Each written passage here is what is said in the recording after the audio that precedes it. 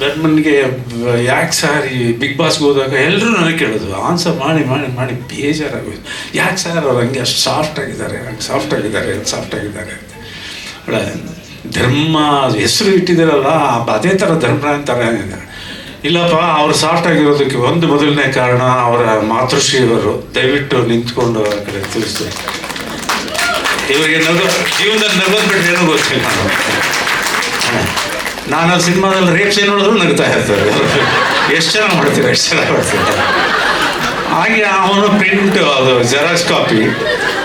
ನನ್ನ ಮಗಳ ಹೆಸರು ಸತ್ಯ ಅಂತೇಳಿ, ಅವಳು ನನ್ನ ಜೆರಾಕ್ಸ್ ಕಾಪಿ ಭಾಳ ಸ್ವಲ್ಪ ಜೋರು, ಎಲ್ಲ ವಿಷಯದಲ್ಲೂ ಜೋರು. She's A HR head in bio company. ಆಮೇಲೆ ಎಲ್ಲರೂ ಕೇಳಿದೆ, ನಾನು ಹೇಳಿದೆ ಏನಪ್ಪ ಮಾಡಲಿ, ನಾನು ಇವನು ಬಿಗ್ ಬಾಸ್ ಹೋಗ್ತಾನೆ ಅಂತ ಗೊತ್ತಿದ್ರೆ ದುರ್ಯೋಧನ ಅಂತ ಹೆಸರಿಡ್ತಾ ಇದ್ದೆ, ಅವಾಗ ಗೊತ್ತಾಗಲಿಲ್ಲ ನನಗೆ ಅಂತ ಹೇಳ್ಬಿಟ್ಟು.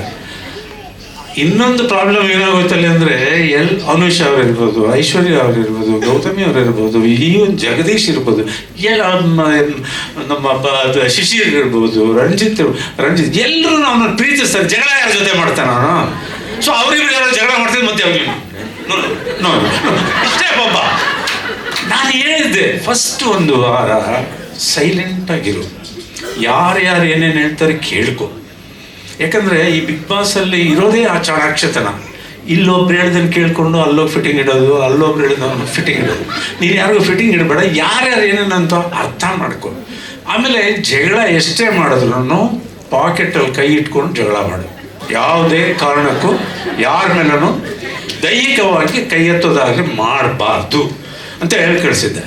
ಸರಿ, ಇವನು ಪಾಪ ಅದೇ ಥರ ಒಂದು ನಡ್ಕೊಂಡ. ನನ್ನ ಕೇಳೋರಲ್ಲ, ಸರ್ ಸ್ವಲ್ಪ ನೀವು ಹೇಳುವ ಸರ್, ಓಪನ್ ಅಪ್ ಏನು ಓಪನ್ ಅಪ್? ನಾನು ಹೋಗಿ ಹೇಳೋಕ್ಕಾಗುತ್ತೆ ಓಪನ್? ಅದೇನೇನು ಪೆಪ್ಸಿನ ಇಲ್ಲ ಎಕ್ಸ್ಪೋರ್ಟ್ ಬಿಯರಾ? ಓಪನ್ ಅಪ್ ಅನ್ನೋಕೆ ಅಂತ ಹೇಳಿ ಹಂಗೆಲ್ಲ ಆಗಲ್ಲ. ಅವ್ನು ಸ್ವಲ್ಪ ನಾನೇ ಹೇಳಿ ಕಳಿಸಿದ್ದೀನಿ, ಸ್ವಲ್ಪ ಫಸ್ಟ್ 1 ವೀಕ್ ಕಾಮ್ ಆಗಿರು ಅಂತ ಹೇಳಿ ಅಂತೇಳಿ. ಇವನು ನೋಡಿದ್ರೆ ಕಂಟಿನ್ಯೂ ಕಾಮ್ ಆಗಿದ್ದಾನೆ. ನಾನು ಹೇಳಿದ್ರೆ ತಪ್ಪಾಗೋಯ್ತಾ ಇವರಿಗೆ? ಏನು ಪಿತೃಪರಿ ಬಾಲಕ ದಶರಥನ ಮಾತನ್ನು ಉಳಿಸೋಕೋದಕ್ಕೋಸ್ಕರ ರಾಮ ಕಾಡ್ಬೋದಾಗೆ ನನ್ನ ಮಾತು ಉಳಿಸೋಕ್ಕೋಸ್ಕರ ಸೈಲೆಂಟ್ ಆಗೋಗ್ಬಿಟ್ಟಿದ್ದಾರೆ ಅಂತ ಹೇಳಿ ಎಲ್ಲ. Anyway, he enjoyed staying in Bigg Boss. ಅವನು ಕೋಟ್ಯಾಂತರ ಜನಗಳ ಮನೆ ಗೆದ್ದಿದ್ದಾನೆ, ಹೃದಯನ ಗೆದ್ದಿದ್ದಾನೆ. ಅವನಿಗೆ ಇವಾಗ ಅವನು ಇಷ್ಟು ಪಿಕ್ಚರ್ ಮಾಡಿದ್ರು ಇಲ್ಲದಂತ ಅವ್ನು ಕೇಳ್ತಿದ್ದದ್ದು ಒಂದೇ, ಸರ್ ನಿಮ್ಮ ಪಿಕ್ಚರ್ ನವಗ್ರಹ ನೋಡಿದ್ವಿ, ಬಾಕಿದ್ಯಾಕ ನೋಡಲಿಲ್ಲ ಅಂತ ಎಲ್ಲ ಆ ಥರ ಇದ್ದಿದ್ದು. ಇವತ್ತು ಓದ್ ಕಡೆ ಎಲ್ಲ ನನಗೆ ಕೇಳ್ತಾರೆ ಅವರು, ನಾನು ಹೆಂಗಿದ್ದೀನಿ ಅಂತ ಕೇಳಲ್ಲ. ಸರ್ ಧರ್ಮ ಸರ್ ಚೆನ್ನಾಗಿ ಮಾಡ್ತಿದ್ದಾರೆ ಸರ್, ಚೆನ್ನಾಗಿ ಆಡ್ತಾ ಇದ್ದಾರೆ ಸರ್ ಅಂತೇಳಿ. ಆಯ್ತಾ, ಆಡ್ತಾ ಇದ್ದಾರೆ, ನೋಡ್ತಾ ಇರಿ ಅಂತ ಹೇಳಿದ್ ನಾನು. ಟ್ರೈಲರ್ ನೋಡಿದೆ. ಇವತ್ತು ಅವನಿಗೆ ಯಾರಾದ್ರೂ ಚಾಕ್ಲೇಟ್ ಬಾಯ್ ಆಗಲಿ, ಕ್ಯಾಡ್ಬರೀಸ್ ಅಂತ ಕರೆಯೋದು ಇವತ್ತಿನ ನಿಂತೋಗ್ತದೆ ಅನ್ನೋ ನಂಬಿಕೆ ನನಗಿದೆ.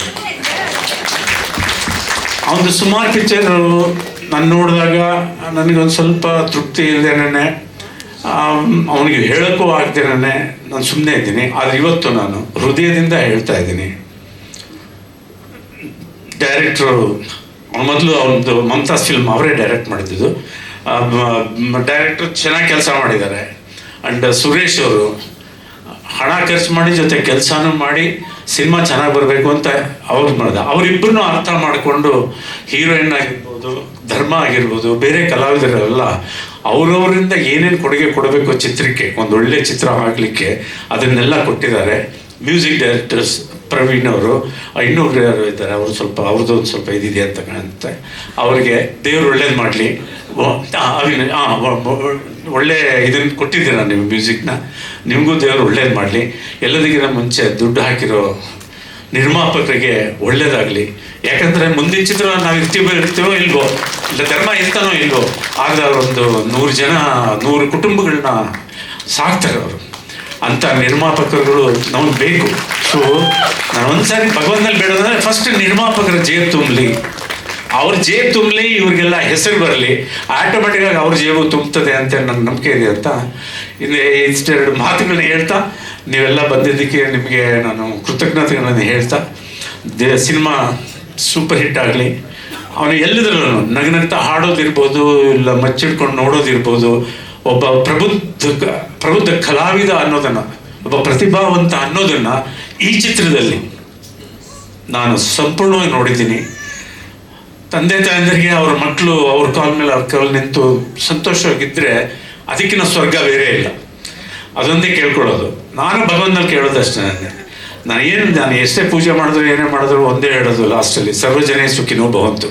ಆದರೆ ಈಗೀಗ ಒಂದು ಸ್ವಾರ್ಥ, ಗುರು ಧರ್ಮ ಒಂದು ಸಾರಿ ತೋರಿಸ್ಬಿಡಪ್ಪ, ಒಂದು ಸುಮ್ಮನೆ ಒಂದು ಚಕ್ ಅನ್ನಿಸ್ಬಿಡು. ಒಂದು IPLನಲ್ಲಿ 50 ಹೊಡೆದು 100 ಹೊಡೆದ್ಬಿಟ್ಟು 5-6 ವರ್ಷ ಆರಾಮಾಗಿರ್ತಾರಲ್ಲ, ಆ ಥರ ಒಂದು ಚಾನ್ಸ್ ಕೊಟ್ಬಿಡು ಅಂತ ಭಗವಂತನಲ್ಲಿ ಬೇಡ್ತಾ ಇರ್ತೀನಿ.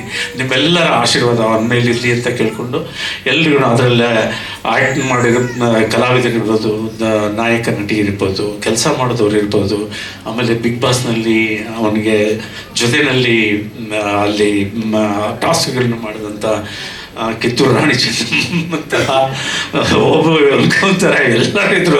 ಇರೋದು ಒಂದು ಸ್ವಲ್ಪ ಸಾಫ್ಟ್ ಆಗಿದ್ದು ನನ್ನ ಮಗ ಶಿಶಿರು ಸ್ವಲ್ಪ ಕೂಗಾಡಿದ್ರು ಅದನ್ನು ಲೆಕ್ಕಾಚಾರದಿಂದ ಒಳ್ಳೆ ಸಂಸ್ಕೃತವಾದ ಪೂಜಾರಿ ಥರ, ಯಾಕೆ ಹೀಗೆ ಮಾಡ್ತಾ ಇದ್ದೀರಾ ನೀವು, ಹೀಗೆಲ್ಲ ಮಾಡೋದು ತಪ್ಪಾಗಲ್ವಾ ಅಂತ ಅವಳು ಭಾಳ ಡೀಸೆಂಟಾಗಿ ಎಗರಾಡ್ತಾ ಇದ್ರು. ಅದು ನನಗೆ ಭಾಳ ಇಷ್ಟ ಆಗ್ತಾ ಇತ್ತು. It's a very good artist, very good dancer, all the best, god bless the rule. ಒಳ್ಳೆ ಪ್ರತಿಭಾ, ಥ್ಯಾಂಕ್ ಯು ವೆರಿ ಮಚ್ ಮಾ. ನಾನು ಅವರು ಒಂದು ಸಿದ್ಧಲಿಂಗೇಶ್ವರ ಮಹಾತ್ಮೆ ಅನ್ನೋದರಲ್ಲಿ ಇಬ್ಬರು ಜೊತೆಯಲ್ಲೇ ಆ್ಯಕ್ಟ್ ಮಾಡಿದ್ವಿ. ನಾನು ಮಹಾರಾಜ, ಇವರು ಬಂದು ನನ್ನ ಹತ್ರ ಅದು ಇದು ಬೆಳ್ಕೊಳ್ಳೋದು, ಆ ಥರದ್ದು ಒಳ್ಳೆ ಚೆನ್ನಾಗಿತ್ತು. ಹಾಡುಗೀಡು ಹೇಳ್ಕೊಂಡು ಎಲ್ಲ ಮಾತೆತ್ತಿದ್ರೆ ಪಾಪ ನಿಮ್ಗೆ ಏನು ತಂದ್ಕೊಡ್ಲಿ, ಊಟ ತರೋದು, ತಿಂಡಿ ತರೋದು ಎಲ್ಲ ಒಳ್ಳೆ. ಅಲ್ಲಿ ಹೆಣ್ಮಕ್ಳು, ನನಗೆ 5 ಜನ ಹೆಣ್ಮಕ್ಳು ಬೇರೆ ಅದರಲ್ಲಿ. ನಾನೊಬ್ಬ ಮಹಾರಾಜ ಮಲ್ಲಿಕಾರ್ಜುನ್ ಅಂತ ಹೇಳಿ, ರಾಜ ಮಲ್ಲಿಕಾರ್ಜುನ ಅಂತ ಹೇಳಿ 5 ಜನ ಹೆಣ್ಣು, ಅವರೆಲ್ಲ ನನ್ನ ನಿಜವಾದ ನನ್ನ ಮಕ್ಕಳ ಥರನೇ ನನ್ನ ನೋಡಿಕೊಂಡ್ರು. I am very grateful to you. God bless. Thank you. Thank you so much.